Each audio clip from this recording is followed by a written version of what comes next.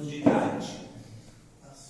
Assume a liderança, só que ele assume sem assumir, na verdade, né? Que é esse caso. Oi? Novo. O que a gente entende, segundo os estudiosos, segundo a Bíblia que vai mostrar, que é assim: como ele era muito novo, o reino ainda tinha ali as pessoas que estavam liderando. A mãe dele também era bem influente.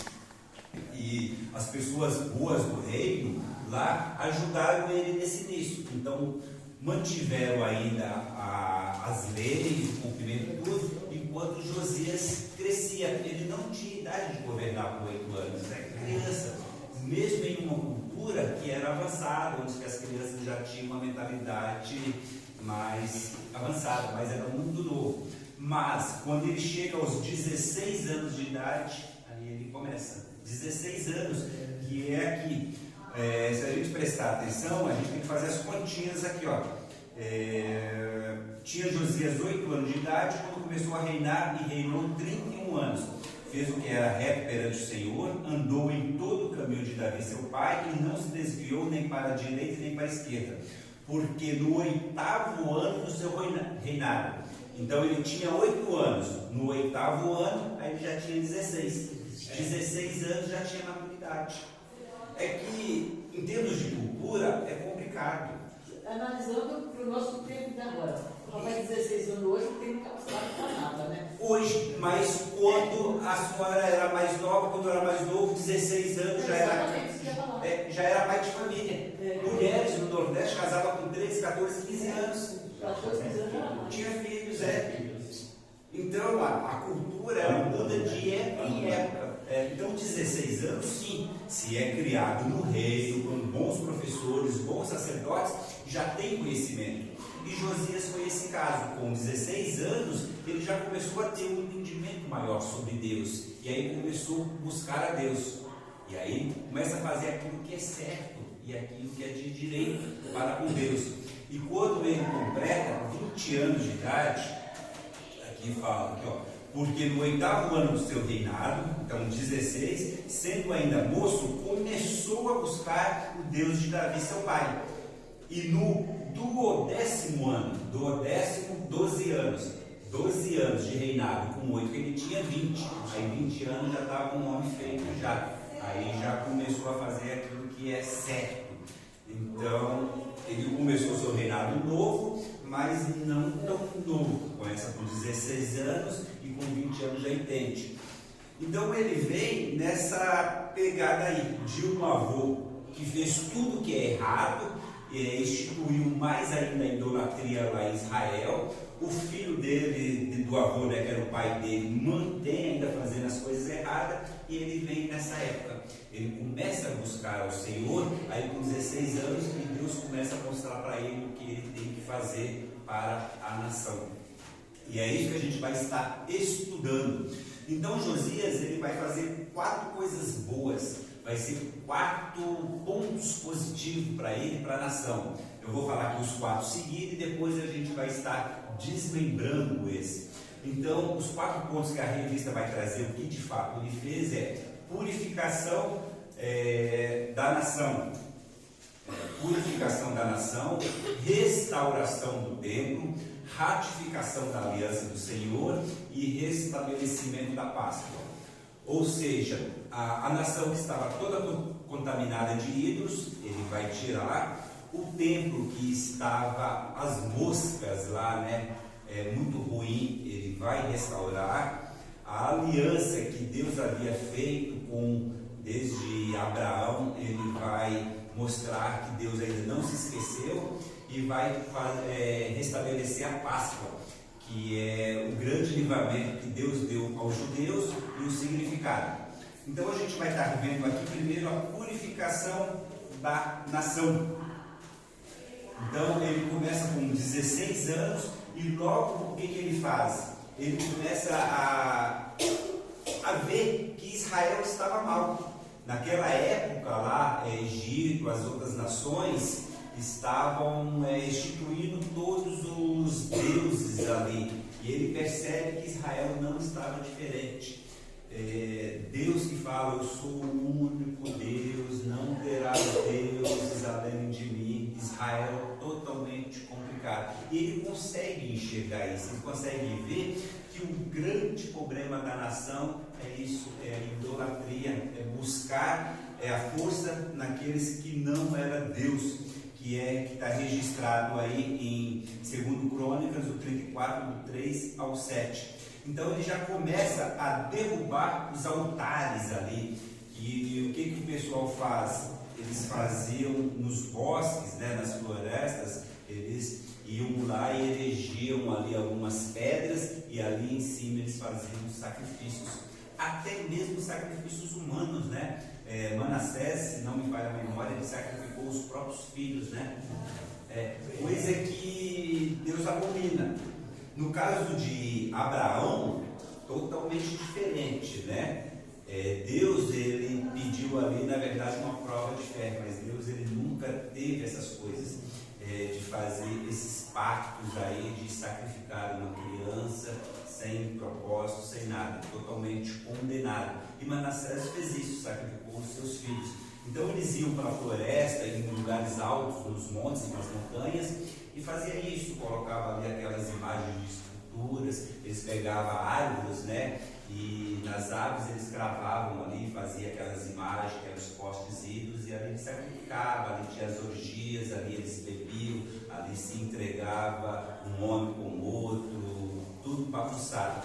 Então a primeira coisa que ele vai fazer é isso, é se preocupar com a nação, é se preocupar com o povo de Deus, se preocupar com aquelas pessoas que na verdade eram uma base e não procuraram isso, mas estavam sendo vítimas, mesmo que eles faziam, eles estavam sendo induzidos a isso.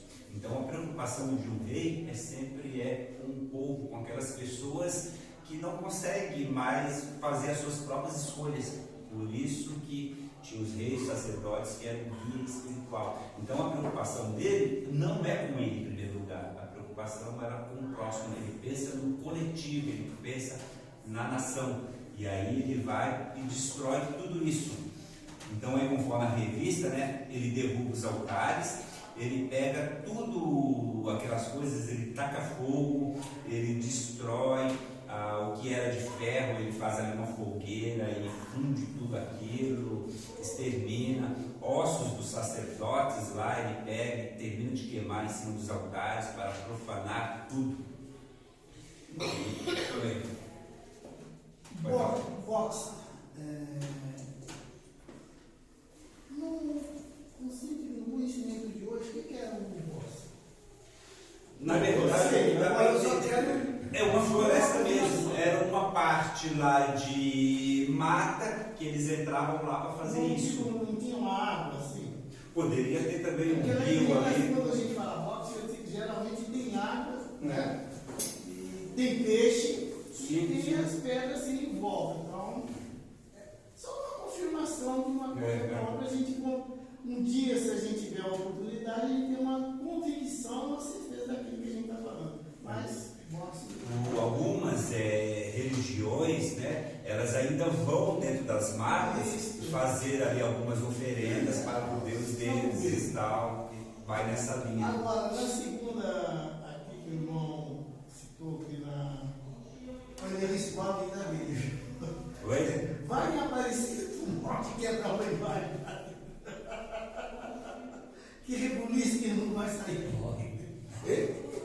Então, hoje em dia é assim, a gente tem que respeitar não esses ídolos, mas respeitar a fé dessas pessoas.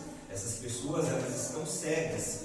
Então a maneira correta é a gente tirar o ídolo de dentro do coração dela. Se a gente fizer isso, aí ela consegue tirar e não sair quebrando e destruindo tudo, porque aí em vez de você ajudar essa pessoa, você está complicando mais ela. O dano é maior.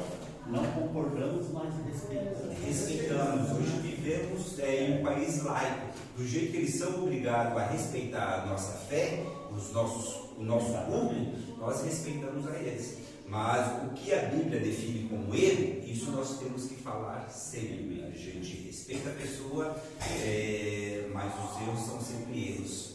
Então não tem como.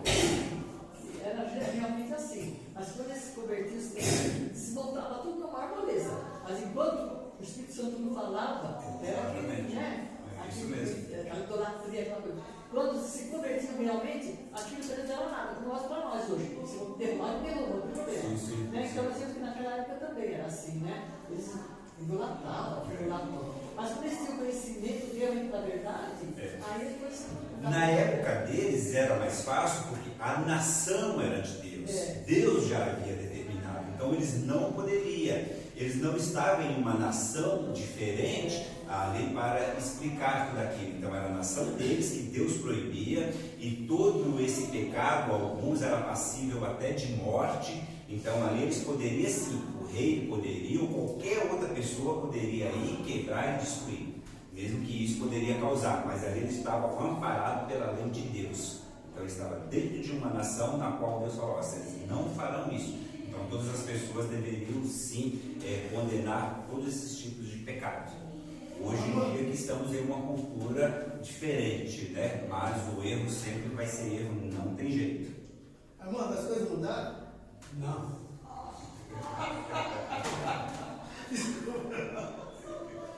As guerras.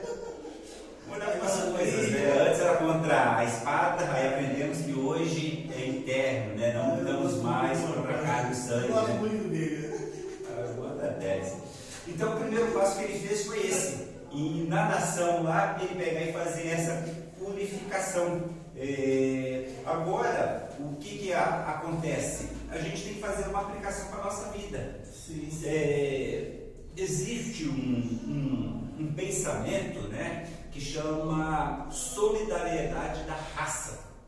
Ou seja, Deus, além dele ver o individual, ele vê todas as pessoas em um conjunto. Então, quando ele olha para Israel, todas as pessoas estão envolvidas. Se um erra, todos erram, porque está a solidariedade da raça, todos juntos. Igual o pecado de Acã. Ele peca, a nação paga por isso. Então, por isso que é importante esse pensamento nessa coletividade, para que todos estejam bem. E o que ele faz é isso. Agora, a gente tem que sair do coletismo para o individual. Ele purificou a nação. E o que nós temos feito? Nós temos purificado a nossa vida, nós temos retirado. Hoje a gente não tem esses ídolos, né? Nós não adoramos imagens, mas dentro de nós, será que temos algum ídolo? Será que temos aqueles pecados? Será que desejamos alguma coisa mais do que Deus? O que fala mais alto, né?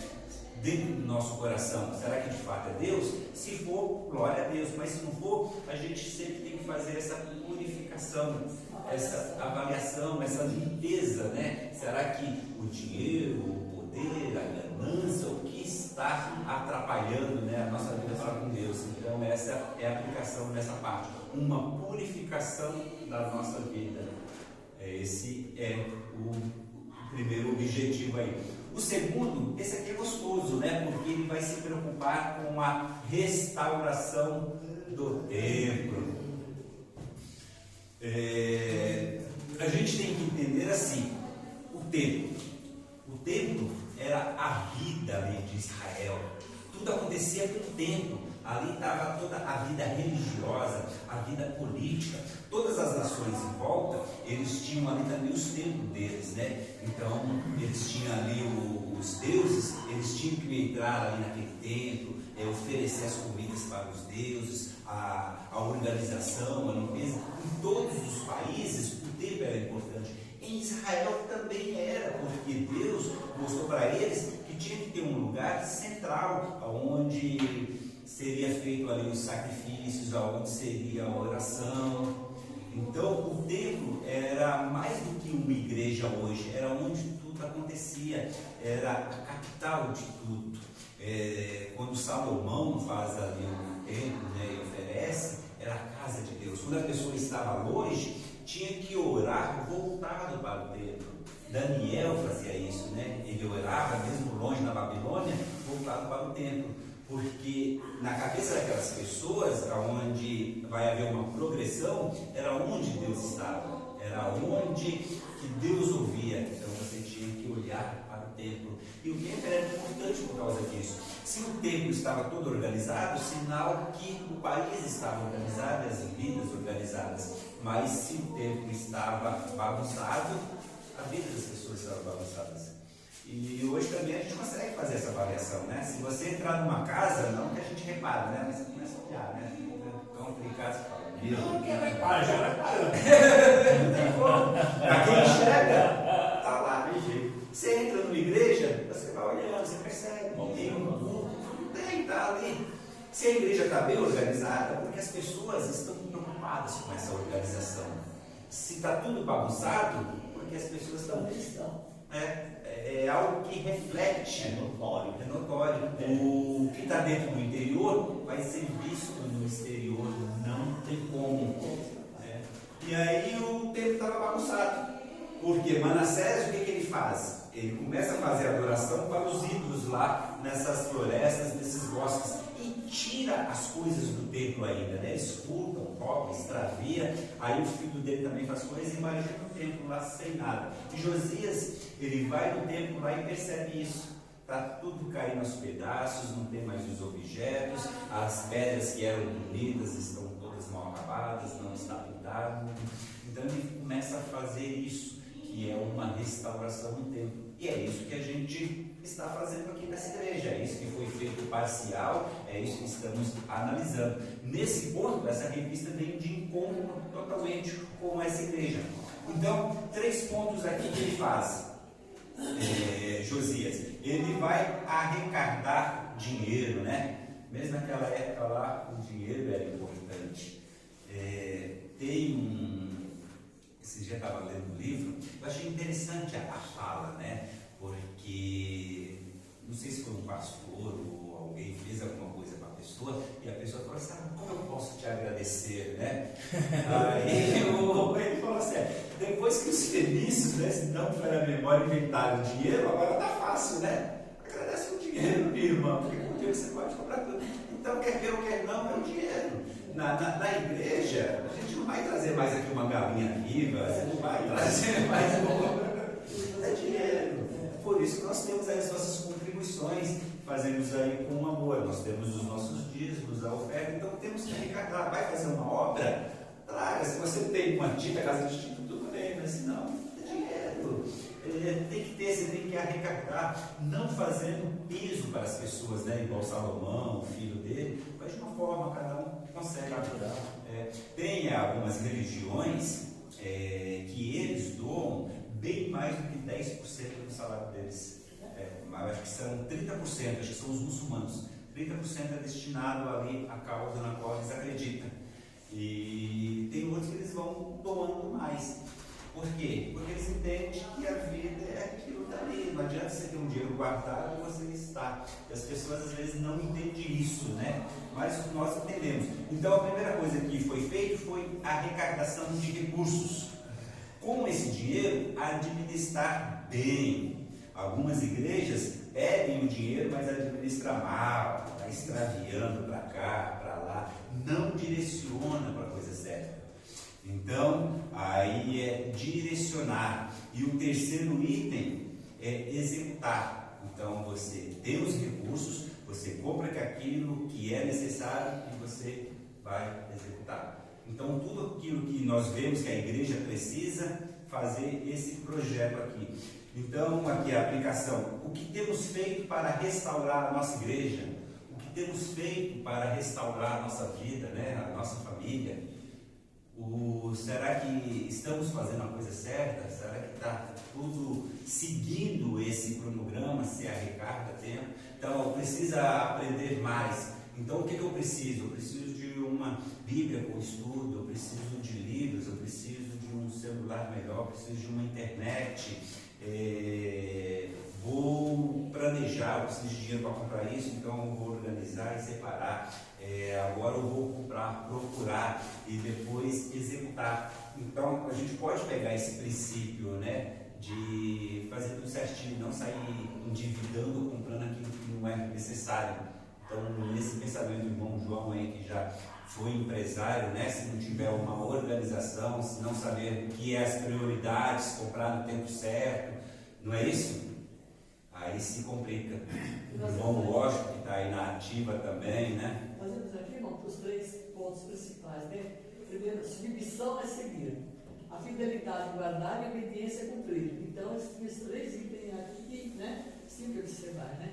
Isso, que a gente vai pegar nesse próximo ponto, né?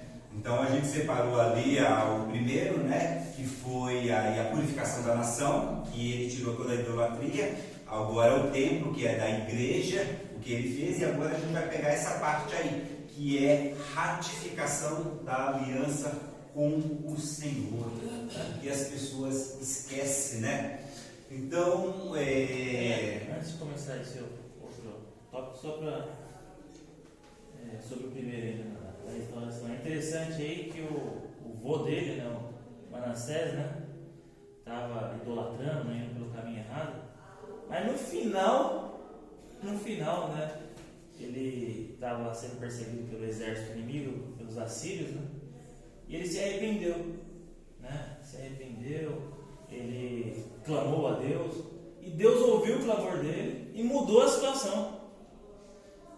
Ele fez tudo a vida dele inteira errada, mas no final ele se arrependeu. Daí o filho dele, desse Manassés, que foi Amon, que é o pai de Josias, fez tudo errado, só pegou a parte ruim e não se arrependeu. A Bíblia menciona, e este não se arrependeu.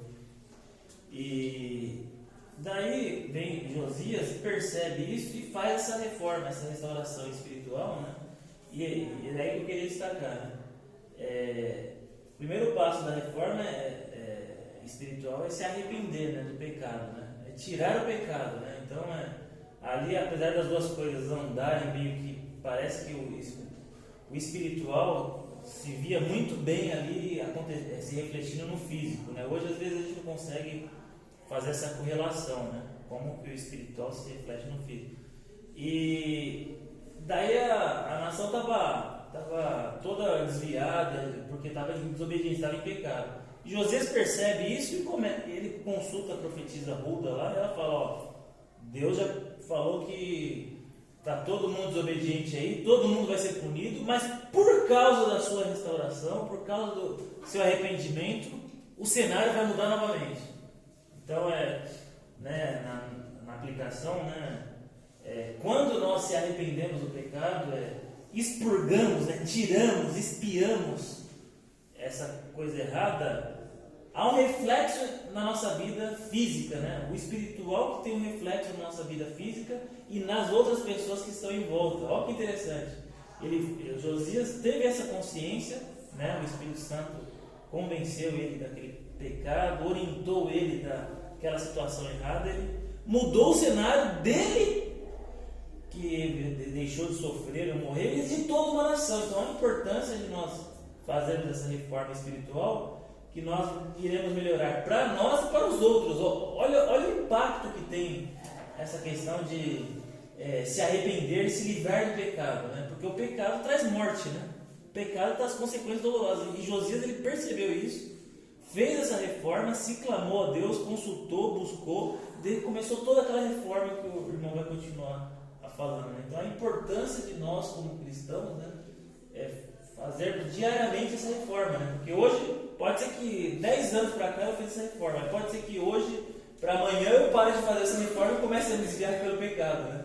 Então tem que ser constante, como na ceia nós vamos realizar, né, sempre. Cada um se examine, né? Se examine por quê? Porque às vezes você pode estar caindo de novo, né? Com certeza. É isso mesmo, muito bom. Agora a gente vai pegar a aliança com o Senhor. Assim, Deus ele chama Abraão e faz uma aliança. Existem pontos na aliança que Deus ele vai cumprir, indiferente se o homem cumprir ou não. Mas existem muitas que está atrelado àquilo que o homem faz. Então Deus fala, eu vou abençoar a sua vida se você fizer isso, isso e isso. Então o povo de Israel, eles eram abençoados, mas faz aquilo que é errado, igual nós vimos lá, né, em Juízes, aí vem o castigo e tal. Mas o que é interessante... No outro lado. Pode fechar.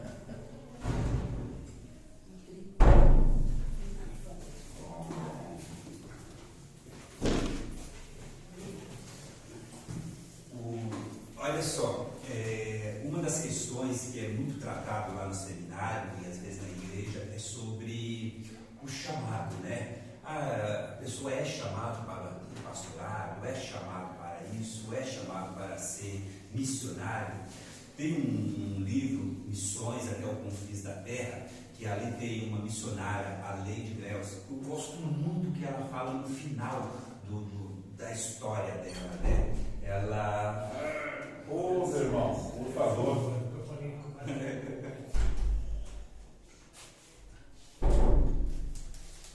Bom dia. Bom dia, bom dia. Bom dia atrasado, né? Muito atrasado.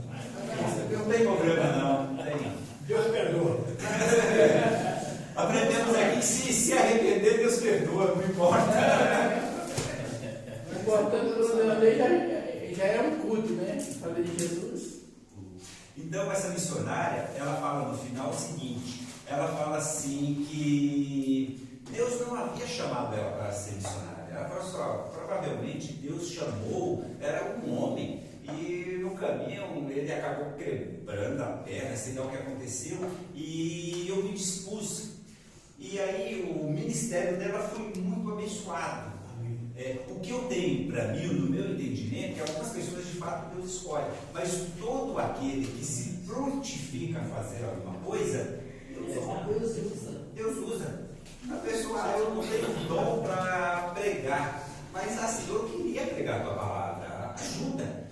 Assim, Deus vai ajudar, vai preparar. Se a pessoa tem dificuldade na dicção, vai preparar um professor, uma escola para falar bem. Então, o que eu entendo é isso. Todas as pessoas que se propõem a fazer algo para Deus, Deus, pela misericórdia, usa aquela pessoa. Com certeza. Então, e aqui, Josias, ele foi isso. Então, o que acontece? 8 anos ele começa o seu reinado, com 16 ele entende a responsabilidade que tem, ele busca ao Senhor, começa a fazer aquilo que é reto. Com 20 anos ele já começa essa grande purificação e ele vai agindo.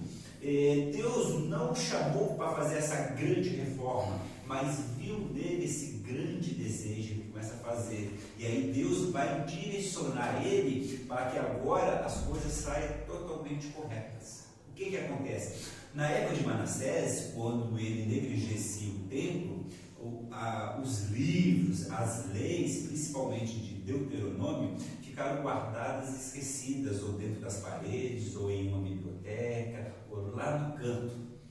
Então, tudo aquilo que deveria ser feito, o povo já não sabia mais, porque eles não tinham mais a Bíblia. E Deus vê em Josias essa vontade de fazer todas as coisas. Deus agora vai mostrar para Josias que, Josias, você está no caminho certo, mas o caminho correto mesmo vai estar baseado em cima daquilo que eu disse, que é a minha aliança, o que deve ser feito. E dentro dessa busca, dentro dessa reconstrução da igreja, do templo, dentro dessa organização arrumando, aí tem um cidadão lá, um sacerdote, que encontra essa lei lá, encontra esse livro guardado, olha, está escondidinho lá no canto. Aí Deus traz à tona e mostra lá. Aí o sacerdote fala assim, Josias, eu encontrei uma lei lá, encontrei aquilo que Moisés recebeu de Deus e tal. Josias, leia para mim. E aí é lido.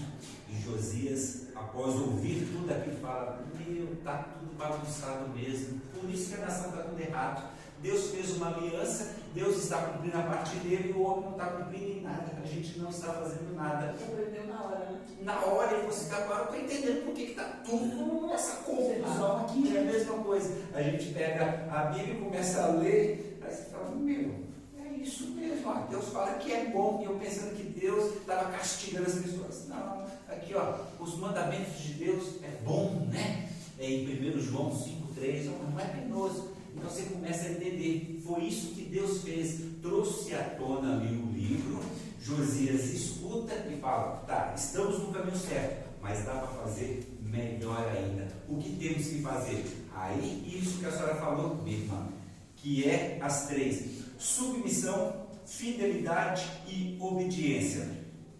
Em relação à submissão, qual um versículo que a gente pode usar aí, que a Bíblia fala sobre sermos submissos para com Deus? Quem souber aí o versículo? Vós, mulheres, seis submissos aos vossos maridos.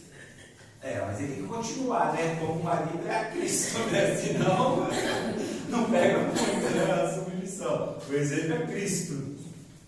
Você pediu um exemplo, eu dei. Tá certo, não tá errado não. Você tinha que continuar.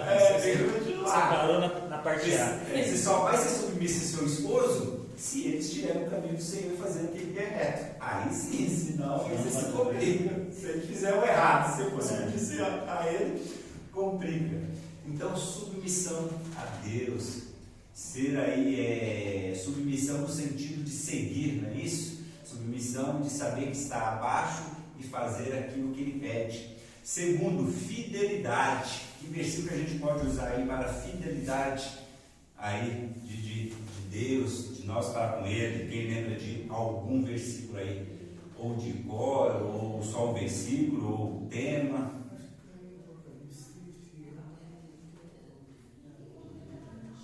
Ser fiel até o fim, tirei, né? Vocês também Apocalipse, né? Tem Apocalipse. É o sentido de estar com Ele. Carta 7 igrejas, Apocalipse 2 e 3. Que vai falar ser fiel. Aí. Bom. Agora, o terceiro aí, obediência. Qual aí um dos livros que fala sobre obediência? Qual um dos capítulos, né? Quem é que fala em ser desobedientes aí? Buscar primeiro o reino de Deus e as outras coisas serão acrescentadas. Fala mais alto, eu não Buscar primeiro o reino de Deus e as vossas coisas serão nos acrescentadas. Eu acho que aí isso está a submissão de Deus. Sabe o que eu estou dizendo nesse versículo, Armando, irmãos? Sim. Porque eu sempre trabalhei há muitos anos atrás nos domingos. E para vendas, o domingo é o melhor dia que tem, porque está todo mundo em casa, os maridos, as mulheres, aqueles que trabalham durante a semana. E os domingos está todo mundo vai na fila. 99% vai comer um pastel. E quando vê o colchão, eu acho que procura comprar uma mercadoria. Mas depois que eu me converti, a minha oração, até nos dias de hoje, continua assim. Aquilo que eu não fiz durante a semana, Deus completa. Boa. E graças a Deus, todos aqui, os mais antigos, são prova disso. Nunca mais trabalhei nos domingos, graças a Deus. Amém. E tudo aquilo que eu não consegui, Deus sempre tem completado. Não faltou comida, não faltou, graças a Deus, os estudos dos meus filhos. Então eu sou muito feliz. É obediência, né? Eu acho que Esse versículo que o senhor falou está certo, né? Buscar em primeiro o reino de Deus e as demais coisas nos serão acrescentadas. No mundo eles têm um ditado, né? Que eles falam, faça sua parte e eu te ajudarei. De todo não está errado, né? Existe uma parte a ser feita, né? O senhor vai fazer a sua parte e Deus ele vai cumprir. Porque Davi ele fala, né? Hoje eu sou velho, mas eu fui moço, mas eu não vejo as pessoas que se dedicam a Deus, passar necessidade, mendigar o pão, né, Sanja? Então tem isso, né? A lei aqui, ela estava mostrando que existia uma aliança de Deus para com o homem. Deus, ele prometia guardar a nação, prometia dar uma boa colheita, prometia que as mulheres seriam em todas férteis, prometia que o povo seria alegre, prometia chuvas de tempo em tempo. E aí o que ele pedia? Só talmente, né, guarde os meus mandamentos, só talmente renda louvor somente a mim, porque eu sou o único Deus, não tem outro. Então estava atrelado, porque senão Deus não poderia abençoar, porque as pessoas não estavam pedindo para Deus fazer aquelas coisas. Algumas coisas Deus faz, outras o homem faz, não tem como.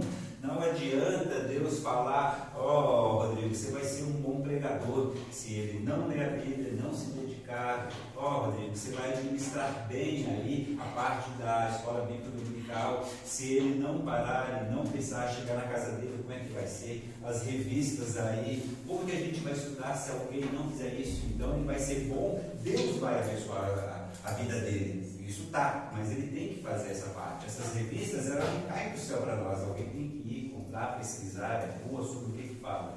Então, está atrelado a isso. Deus faz a parte dele e o homem tem que fazer. E será que nós temos cumprido a nossa parte para com Deus, né? Na vida como um todo? Aquilo que Deus pede? Será que quando a gente ora, a gente pede alguma coisa e de fato a gente tem feito a nossa parte?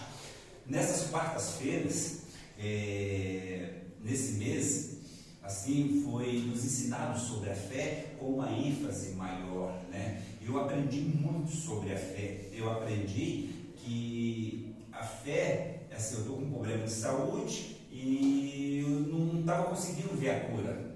E aí eu aprendi que eu tenho que ver essa cura, mesmo que eu não esteja vendo com os meus olhos. É igual Jesus falou para Marta, né? Se crês, verás a glória de Deus. Então você crê para depois ver. Então tem isso, né? A nossa parte é crer. Se a gente crê, a gente vai ver a glória de Deus. Então quando a gente ora, a gente tem que ter essa confiança. Ah, Senhor, e a ação, que o meu vizinho, ele conheça a Ti como o único Senhor e Salvador. Mas você tem que crer e fazer. Você vai lá e falar para ele que ele é o único Senhor. Então a aliança é isso. Alguém faz uma parte e a outra pessoa faz outra parte. Não é só de um lado. E nessa linha aqui ele fez isso, né? Que é a submissão. Quando ele entendeu, ele estava submisso sobre essa soberania do Senhor. Ele guardou essa lei, né? Ele sabia o que tinha que ser feito. E aí ele vai cumprir, realizar, porque também não adianta a gente ter a Bíblia e não praticar. Não adianta a gente saber o que tem que fazer e não fazer. Então, o livro do Senhor foi resgatado aí com essas reformas. O próprio Deus vai te direcionando naquilo que você deve fazer. Foi bom. Pois sim. Nós temos que aprender, né? Eu quero aprender mais. Tudo naquele tempo, quando Salomão construiu aquele templo, tudo era consagrado a Deus naquele tempo. Sim. Até aquele templo foi consagrado a Deus. Isso. Vocês também fez tudo aquilo consagrando a Deus, o templo, o povo também. Ali no Velho Testamento, tudo era o povo de Deus. O povo incrédulo não tinha nada de mal. Era só o povo de Deus.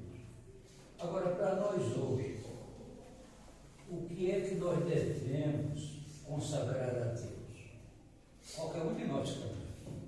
É o principal, porque tudo era consagrado a Deus naquele tempo. Se nós lemos Hebreu, no capítulo 3, no versículo 7 em diante, a gente vai ver o que devemos consagrar a Deus. Jesus Cristo diz. No nosso entendimento hoje, a nossa consagração não é o templo. A nossa consagração é isso aqui. Nossa vida. A nossa vida é o Senhor, porque a nossa casa é o templo do Espírito Santo. Naquele tempo, o Senhor desceu naquele templo, lá em Jerusalém. Quando Salomão orou, a casa encheu do Espírito Santo de Deus. Mas o pecado foi tanto que o Senhor não pôde chegar mais naquela casa. Quando o Senhor Jesus Cristo veio, Ele uniu o povo. Uniu o gentio com o judeu. Agora precisamos receber. Se nós recebemos que o Senhor Jesus Cristo é judeu, se nós recebemos o Senhor Jesus Cristo, o nosso tempo é para Ele. Consagramos a Deus. Tudo que nós fazemos é que somos pecadores. Mas o que nós fizermos é consagrar a Deus. Não é esse tempo. Nós precisamos cuidar do tempo. E é onde nós congregamos, né? Precisamos ser lá. Mas o tempo de Deus é esse aqui. Cada um de nós. Temos um tempo para entregar. E ele precisa ser consagrado. Então, existe alguma coisa que a gente chama de uma progressão da fé, uma revelação que ela vai sendo progressiva. Então, Deus no passado, Ele colocou o tempo para que as pessoas pudessem entender um pouco mais. As pessoas não tinham o conhecimento que temos hoje, igual foi falado. Para as pessoas, o templo era onde Deus estava, todas as coisas saíam dali. Então, para adorar a Deus, você tinha que ir até o templo, era até Jerusalém.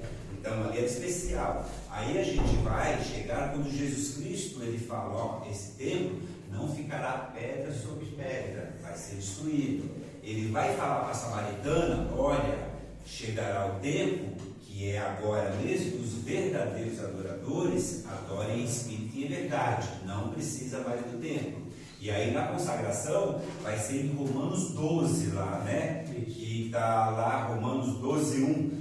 Fala, rogo, pois, irmãos, pelas misericórdias de Deus, que que agora vocês apresentem nada mais do que os vossos corpos como sacrifício vivo.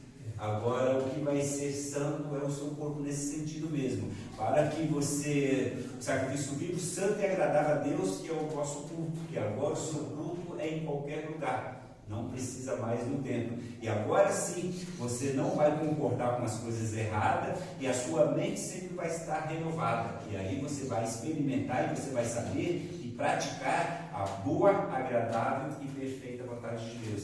Então o templo, ele foi feito para aquela época, para aquela cultura, naquele ano de 1000 antes de Cristo. Aí depois ela vai mudando. Mas a gente precisa de um lugar para se reunir. Aí Cristo vem, Mateus 16, 18, que fala sobre a igreja dele, que é essa comunidade de pessoas visíveis e invisíveis que se reúnem no lugar. E a consagração agora é a nossa vida. Isso aí o senhor está certíssimo mesmo. E aí nós vemos assim, que aquele templo destruído naquele tempo, lá, né, há muitos anos, 2000 anos atrás, Isso. e até hoje não levantaram. Sim. E não é que os judeus não têm vontade de levantar aquele templo. Eles têm, mas é que não é permitido por Deus. Só vai ser permitido por Deus o dia que sentar o anticristo no terceiro templo. Aí Deus vai permitir, já chegando o fim de ser destruído. É profundo as palavras, mas é preciso que a gente esteja sabendo também, né? Porque Deus deixou escrito para a gente aprender. E tem uma base para nós não ficar iludidos com o mundo. Porque a palavra de Deus nos diz: está no mundo, mas não seja do mundo. E nem peça para tirar do mundo. Esperar o dia que o Senhor tirar nós. É isso mesmo. O templo ele teve aquele significado para aquela época. Hoje em dia não mais. Não. Hoje em dia nós oramos na madrugada, em qualquer lugar, no ônibus, em pé. Em qualquer lugar, no bosque, na fazenda, onde tem água, onde tem pedra, não tem problema. Irmão. No banheiro. No banheiro também. Olha, eu quando eu era católico, apostólico romano, verdadeiramente, que eu era, não dormia 0 horas e comia tempo de pimenta. Verdadeiramente, eu morava na roça. Eu morava a 6 quilômetros longe da cidade. Meu pai e minha mãe sempre falavam para mim e para a família, se não cultuar, se não rezar na igreja católica, não tem valor. Eles falavam sempre isso. E vai ver é o contrário disso aí. Porque hoje em dia eu sei que em qualquer lugar eu posso orar. Até deitado eu posso orar. Até deitado. Aquela época lá não podia não. Aquela época lá a gente tinha que ajoelhar, rezar e falar com Deus mesmo. A gente fala, eu principalmente falava com Deus, porque eu morava a 6 quilômetros longe da cidade. Nós íamos a pé, porque não existia carro, não existia nada para levar. Então a gente ia a pé da roça onde nós morávamos até a cidade, 6 quilômetros. E a gente não achava tão longe, não. Hoje em dia, se falar andar 6 quilômetros, por exemplo, da minha casa aqui é 7 quilômetros. Da minha casa aqui. Que eu moro no Jardim Maringá, na Vila Catarina. Até aqui é 6 quilômetros. É 6 quilômetros. 6 quilômetros e meio. Naquela época, você acha que eu ia andar todo esse tempo? Não ia. Eu ando agora, mas naquela época eu não andava. Porque não tinha vontade mesmo de frequentar a casa de Deus desse jeito. Mas hoje hoje temos igrejas perto, igual aqui da minha casa, a pé para essa igreja, dá 7 minutos a pé. Gostosinho. E coisa bem de carro. Veio de carro. Vai chegar mais rápido. Mas às vezes eu venho a pé.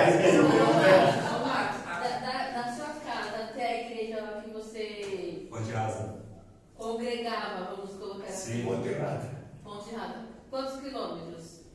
Deve dar uns 5, 6 também. Está ali perto do cartório ali da Ponte Rasa. Então é mais longe. Dá uns 4 quilômetros, acredito. De carro dá 10, 12 minutos. A pé eu não vou não. Dá mais ou menos 500, tá bom? Pode. 6 minutos de carro. 6 minutos Daqui, onde eu moro aqui, até na minha casa, né? Que eu vou abrir lá de menino. Às vezes, no transporte, eu vou dizer assim, quase 10, 11 horas da noite, o trânsito está livre, né? 6 minutos, talvez lá para cá, 6 minutos também. Porque é mais ou menos essa campanada, que às vezes tem muitos restaurantes, né? Mas eu corro por baixo, não sei sair. Vai evitar de pagar dinheiro para o Pedro.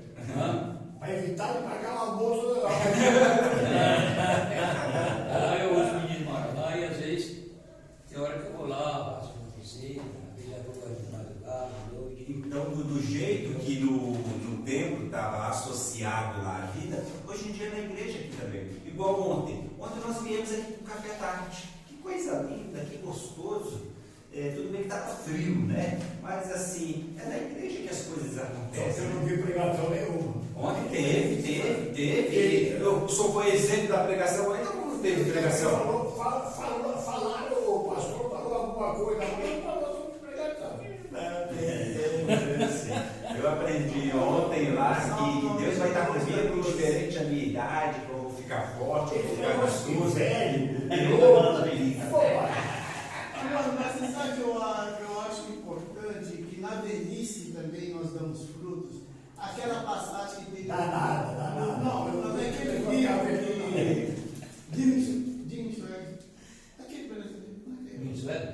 O Sochete, Billy Graham e o Sochete americano. Quem emprestou esse livro? Eu acho que não sei quem foi que emprestou esse livro. Davi tinha uma comissão para atravessar o rio. Naquela época tinha bastante de jovens. E quem atravessou ele? Foi um senhor de 80 e poucos anos. Já pensou? É a velhice. E outra, pela experiência. E os demais vão atravessar? Os jovens tiveram medo. Aquele senhor pôs na frente e atravessou a comissão de Davi. Mas ele morreu, se encontrou, Mas morreu, eu achei tão interessante isso. É nesse ponto que eu acho que os velhos também dão frutos. As experiências nossas, né? E a gente dá muito exemplo para a juventude de hoje. Apesar que a juventude de hoje quer celular, né? Irmão, queria fazer uma colocação aí. Jesus, ele manda. Nós obedecemos? Não. Não é sempre. Às vezes sim. Quando ele reuniu seus discípulos, E pregou o evangelho. e pregar a todas as nações. E ele disse: eis que estou convosco todos os dias até a consumação do século. E às vezes nós aprendemos e estamos pondo em prática. Tudo isso, a revolução das nossas vidas, não importa o quilômetro que você anda, o local que você anda e pratica, você está ensinando aquilo que Jesus te orientou, aquilo que você foi chamado, aquilo que você aprendeu na escola bíblica dominical, num culto, numa mensagem. E Jesus, ele completava essas coisas na época com seus discípulos. E quem são os discípulos de hoje de Jesus? Somos nós. Então, a importância de termos esse andarinho de muitos quilômetros, muitas coisas, é importante que a gente andamos na obediência do ir de Jesus. Eu tirei uma conclusão quando eu fui para o aniversário do meu pai. Eu banquei tudo, não para me gloriar, mas ali no momento para que eu identificasse quem era Jesus em nossas vidas. Para que ele se convertesse. E eu vi pessoas assim: olha, esse é diferenciado dos outros. Por quê? Ficou essa pergunta lá na história. Depois que eu vim embora, a minha irmã falou que teve muitos elogios, isso, aquilo, outro. Porque onde você andar, você tem que, o pouco que você aprende tem que fazer diferença, que Jesus está contigo ali naqueles momentos. muitas vezes a gente não capitula aquilo que Jesus está nos ensinando, é para que a gente dê fruto e que nós nem vemos os nossos frutos através da palavra de Jesus, mas que nós testificamos quem Ele é em nossas vidas. Eu creio que um pouco que a gente está aqui, a gente temos que aprender. Agora, no momento, ontem mas hoje a gente esqueceu de deixar 80 pés de alface. Quando era 8h30, a mulher estava me ligando, a gerente, você não deixou o meu produto aqui. Foram buscar. Aí o que eu fiz? Esperei chegar, fui levar lá. Desculpa aí, Deus abençoe, que Amém. o Espírito Santo do Senhor esteja acampado ao redor de vocês aqui. Eu estou indo, vou com interação. Então, já é uma mensagem que eu deixei ali, em todo lugar que eu passei, já deixei de manhã uma mensagem. E esse é o ato que a gente... O irmão falou da feira. Eu também trabalhei no mercado. Até certo tempo. Chegou uma hora que não deu mais limite. Então, como que eu vivo hoje é para que possamos testificar por onde passamos que Jesus é o autor e consumador da nossa fé. O irmão falou da fé aqui de quarta-feira, também um pouco que eu tenho aprendido. Ora, a gente tem que colocar em prática aquilo que devemos aprender por ensinamento de pessoas obedientes ao passado, por desobediência ao passado. Então, temos sido obedientes à presença de Jesus em nossas vidas, ou estamos desobedecendo todo momento como aqueles do passado também desobedeceram. E eu achei muito interessante aí, portanto, e ensinar em todas as nações, batizando em nome do Pai, do Filho e do Espírito Santo, ensinando a guardar todas as coisas que eu vos tenho mandado. Jesus manda que nós sejamos obedientes à sua vontade. Muito obrigado. Amém, meu irmão. Glória a Deus. Fosse como o igreja pentecostal aqui, né? Glória a Deus. Aleluia. Glória a Deus, aleluia. Vamos pegar a última parte aí, agora, de Josias, o que ele fez. Restabelecimento da Páscoa. O grande segredo. Naquele tempo a Páscoa era bem concorrente, né? Bem mais do que agora. Bem mais. Tem um versículo que é muito bonito, está em Lamentações de Jeremias, quem sabe de qual lá quando fala, quero trazer à memória aquilo que pode me trazer esperança. 3,19, é isso? Vê aí, Elisandro, você que é boa de Bíblia aí. Trazer à memória aquilo que pode dar esperança. Deus, quando ele faz aqueles grandes atos, ele falava para o povo, né? Olha, fale para o seu filho, fale para o seu neto, fale para a próxima geração esses grandes feitos. Quando alguém perguntar para você por que é isso, vocês vão falar isso. Sempre deixar na memória todas essas coisas, para que não se perca, para que mantenha viva a esperança. Quando você traz à memória alguma coisa que Deus fez, você tem a certeza que Deus ele vai... Lamentações do quê? Vê se é Lamentações de Jeremias 3,19, 3,21, 3,19 acredito. Quero trazer à memória aquilo que pode me trazer. Lembra-te da minha aflição, do meu pranto, do abismo e do fel. 3,19. Vê o 20,21 aí. Lamentações de Jeremias. Minha alma certamente se lembra Isso. e se abate dentro de mim. Disto recordei no meu coração, por isso tenho esperança. Isso, exatamente, essa versão sua aí. Quero trazer à memória o que me pode dar esperança. Jeremias 3,21. Então, Deus ele fala lá para o povo, lembra de todas as coisas. E o grande marco da vida de Israel, como o irmão Armando falou, é a Páscoa. Porque a Páscoa ela vai ter dois significados, mas para eles ali era a libertação, era passar por cima, era a guarda, que Deus ia proteger os filhos de Israel, era a justiça de Deus. A Páscoa estava relacionada a tudo isso, a união das famílias, onde elas ficavam juntas para participar ali da festa do Cordeiro. Isso era a Páscoa, mostrar o poder de Deus, mostrar que Deus guarda, que Deus amou tudo. E é isso que Josias ele vai fazer, ele vai instituir ali novamente a Páscoa, porque ele viu isso que já havia se perdido, a lei havia se perdido, e ali ele começa a fazer todas essas coisas. Mas o grande significado da Páscoa, a gente sabe que não era só isso, não é, irmão? O grande significado da Páscoa é o grande Cordeiro de Deus Que vinha para nós. Isso. Quando João ele pega, ele olha lá e fala: eis o Cordeiro de Deus que tira o pecado do mundo.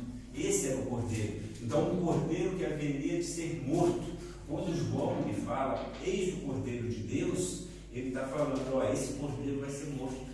Quando Jesus fala: ó, se não Cordeiro comer, Jesus, totalmente, ele é. Quando Jesus ele fala lá: comerão da minha carne, né, e quem não beber, era o próprio, ele estaria sendo sacrificado, ele estaria sendo morto. Esse era o Cordeiro.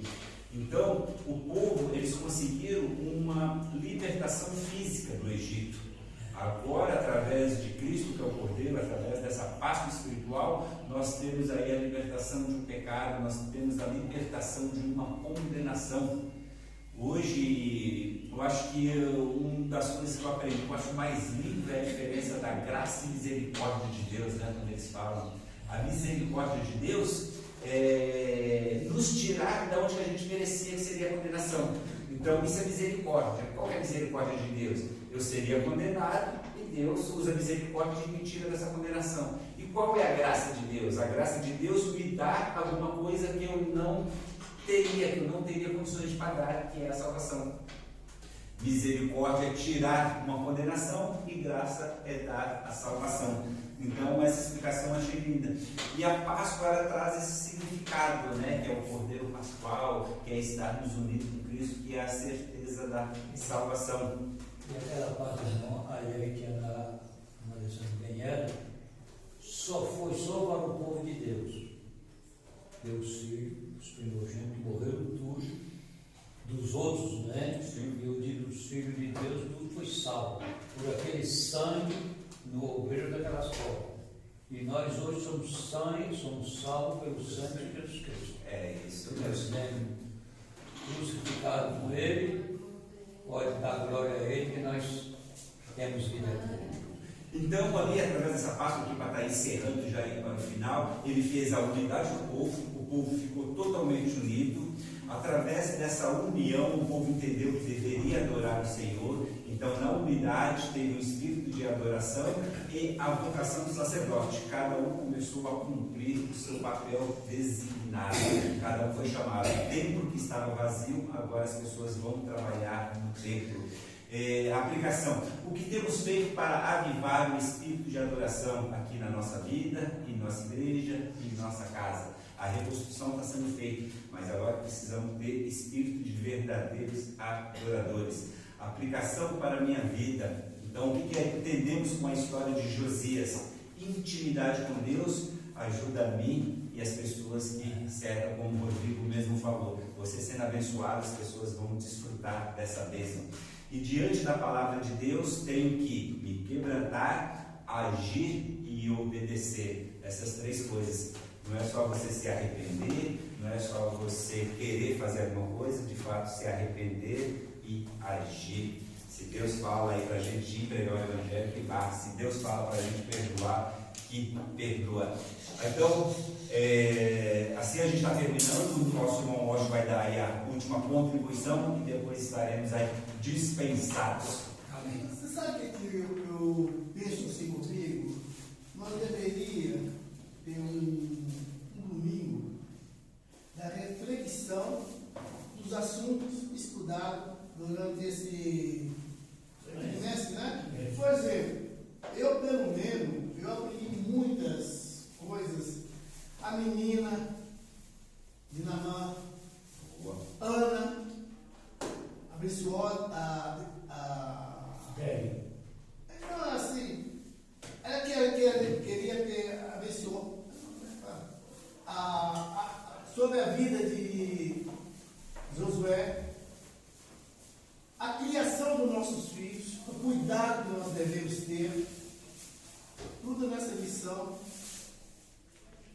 apoiar um mais do que o outro. Tudo isso eu aprendi nessas lições. Então, eu acho que devia ter uma reflexões das lições que nós estudamos durante esse trimestre. Será que alguém guardou alguma coisa nos seus corações? Porque é aquilo que eu falo. Se nós não tiramos nada de aproveito durante esse trimestre, né? Para que nós estamos aqui? Então, alguma coisa tem que ficar gravada nos nossos corações. Então, é uma opinião assim. Mas foi baixado. É muito bom. Mas com certeza, quando a gente está conversando aqui, quando eu vejo o irmão falando alguma coisa, contando uma experiência, um testemunho, sinal que a lição foi aprendida. Talvez ele não consiga colocar no papel dessa forma. Mas só pelo fato de estarmos aqui adorando a Deus em um domingo pela manhã frio, sinal que as aulas fizeram efeito. Outra coisa que eu disse: filho de peixe. Peixinho, é. Essa lição é muito pra gente. O que nós notamos aqui, que justamente o neto não seguiu os avós. Então, há uma diferença na vida dos seres humanos, não é? Nem porque meu pai foi, meus avós foram errados, eu vou seguir. Então, eu aprendi muito nessas lições sobre a paciência de Jó, todas essas lições que a gente tem que aprender. Não é possível, meu Deus do céu. Vamos estar orando para agradecer. Aí quem quiser conversar aqui para apoiar um pouquinho pode estar. Pai querido, eu te agradeço, Senhor, pela aula administrada hoje.